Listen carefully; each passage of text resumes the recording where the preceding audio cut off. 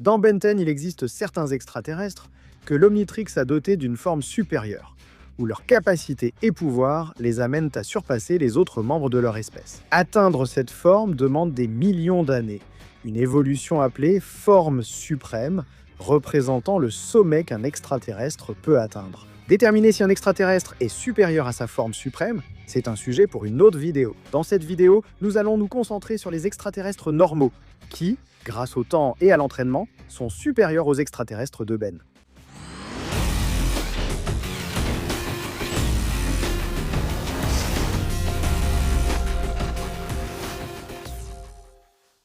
Misaru le singe araignée est l'exemple le plus clair. C'est un arachno-chimpanzé qui, grâce à sa maturité, a atteint une forme assez similaire à celle d'un extraterrestre suprême, étant le seul extraterrestre de toute la saga qui pourrait être proche de sa forme évolutive.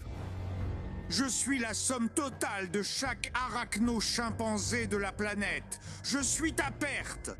Étant un simple singe araignée, il a été capable d'affronter toute une légion de sa propre espèce et de les vaincre facilement. En affrontant le singe araignée de Ben, il a compris que sa forme de base ne lui permettrait pas de l'arrêter et a reconnu sa supériorité.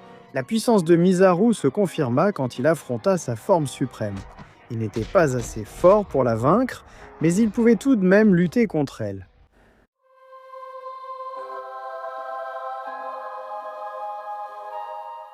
Cette place est assez spéciale car Tetrax est le seul extraterrestre de cette liste dont on pourrait remettre en question la supériorité. D'une part, Tetrax est l'un des anciens chasseurs de primes les plus importants de la galaxie, donc ses compétences en combat ont fait de lui l'un des meilleurs.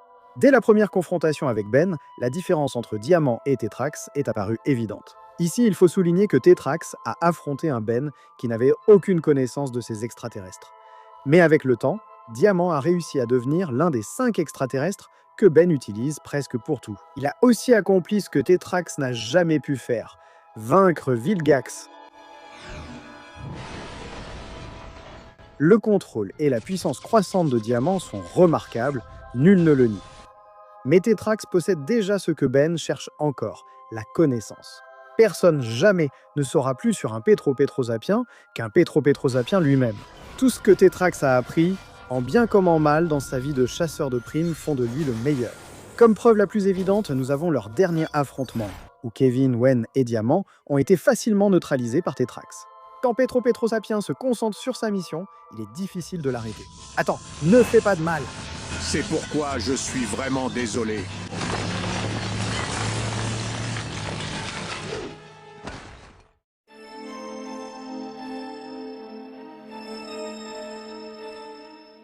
Maltruant fait partie de ces extraterrestres reconnus pour leur niveau supérieur. On ne doute pas de ses capacités ni de sa supériorité sur Clockwork. Tous deux sont des chronosapiens capables de détruire la réalité. Malheureusement, Maltruant, ennemi final de l'univers Ben-Bendi, a choisi d'aller encore plus loin. En termes de pouvoir, nous savons que les capacités de Clockwork sont si grandes qu'il peut inverser une bombe chronosapienne. Quant à Maltruant, nous savons qu'il est suffisamment puissant pour figer un objet ou une personne dans l'espace et le temps. Clockwork peut aussi effectuer ses actions, mais seulement pour une durée très limitée. Ou il l'envoie dans le passé, juste avant qu'il n'active son Omnitrix. Et je l'ai laissé là, mais ça ne durera pas. Le pouvoir de Maltruant est si grand qu'il paraît infini. Le professeur Paradox, conscient de la dangerosité de cet extraterrestre, l'a enfermé dans une boucle temporelle où, à chaque défaite, ses parties sont dispersées dans le multivers. Nous avons découvert le pouvoir des deux extraterrestres, en notant que Clockwork était renforcé grâce à l'alien de Ben 23. Lors d'un choc de pouvoir, Maltruant n'a pas réagi. Ses capacités extraterrestres surpassent clairement celles d'Horloger.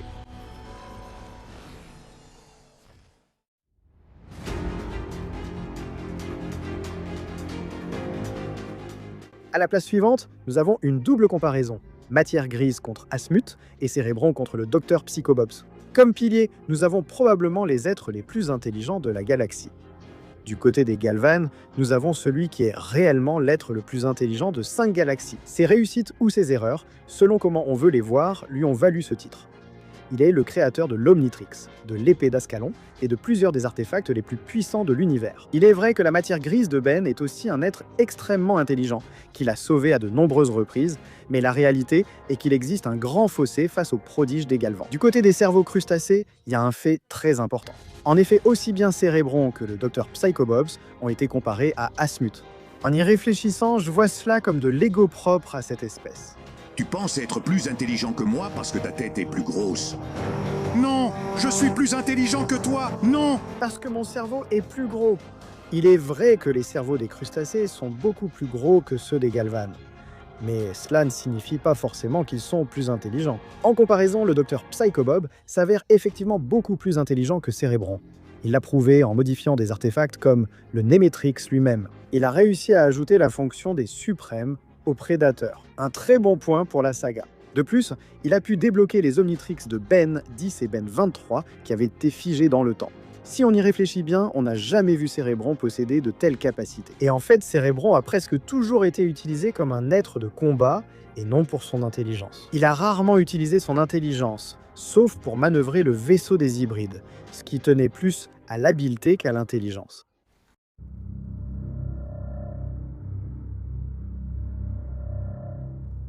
Malware est un extraterrestre qui a largement surpassé Ultra T. Bien qu'il ait un désavantage, c'est un mécamorphe galvanique incomplet qui fusionne la technologie avec son être. Contrairement aux autres de son espèce, Malware avait la capacité non seulement d'imiter la technologie, mais aussi de l'intégrer à lui-même, mais à un prix terrible. Ultra T a la capacité de fusionner avec des objets pour les améliorer, ce que nous avons vu à de nombreuses reprises. Deux des plus importantes ont eu lieu en améliorant Rex et un extraterrestre, bien que sa spécialité soit la magie. Adieu les perdants. Merci pour le... Malware de son côté reçoit des mises à jour, ce qui lui permet de s'améliorer, le rendant ainsi un monstre incontrôlable. Ce que nous appelons un inconvénient pour Malware est en réalité ce qui le rend dangereux, car chaque fois qu'un objet technologique entre en contact avec lui, cela le rend plus puissant. La supériorité sur Ultra T a été clairement démontrée lorsqu'il a pu vaincre facilement Très Grand, l'un des extraterrestres les plus puissants de Ben. Si tu te demandes comment cela s'est produit, eh bien en réalité il a commis un génocide contre toute sa race. Dans le volume 2, nous aurons l'extraterrestre qui reste supérieur aux extraterrestres de Ben. Si tu connais l'un de ces extraterrestres, s'il te plaît, écris-le dans la section des commentaires. Pour ma part, j'envoie un grand salut à ces personnes. Je suis Frio10 000. Et avec moi, à la prochaine. Au revoir!